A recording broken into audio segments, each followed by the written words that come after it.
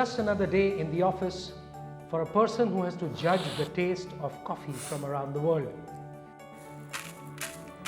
When the beans arrive as samples, they are first sorted for quality. Before the coffee tasting process begins, the beans have to pass through the sieve test before being roasted and ground. The expert taster keeps an eye on the best produce always. The people in the north of India like the coffee to be a little milky. So we go a little lighter on the roast color, and despite that they still top it up with milk, which is fine, it's their taste profile. Whereas most of the South Indians like the coffee to be bold, strong and intense dark. So we go a little darker on the roast. Choosing the right bean can be a process that can stretch to several weeks so that the best bean can be identified.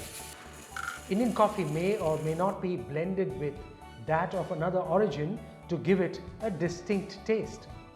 The blending has to be done very carefully so that the taste is consistent with every lot.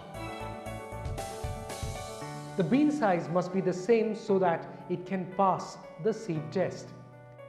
India Coffee Board decides the standards that must be met, while globally there are standards set for the coffee of different origins. Different sizes of the bean have to meet their respective standards as well. The number of defects in a fixed quantity is another way good coffee is differentiated from others. Once the physical qualities have been met, then the bean is judged on the smell and taste and the qualities associated with that.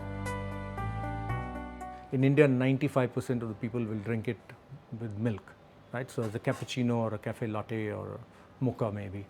So then in that case, it is how important is the Robusta in that to give you that chocolatey cup at the end of the day. Because once you put milk, usually these finer attributes tend to get muted a bit. Deepak learned the skill to be a coffee taster on the job. If this looks like an exciting career for youngsters, here's his piece of advice. It's like driving a car.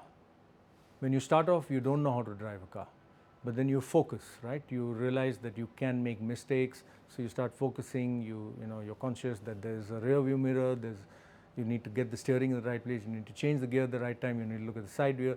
So the same thing in coffee or tea: aroma, acidity, body, sweetness, chocolate, bitterness. There are so many factors that you're taking in one sip and validating maybe with a second sip or a third, that you need to factor all these things. Clearly, there is a lot of hard work that goes behind making the world relax with that friendly cup of Georgia coffee.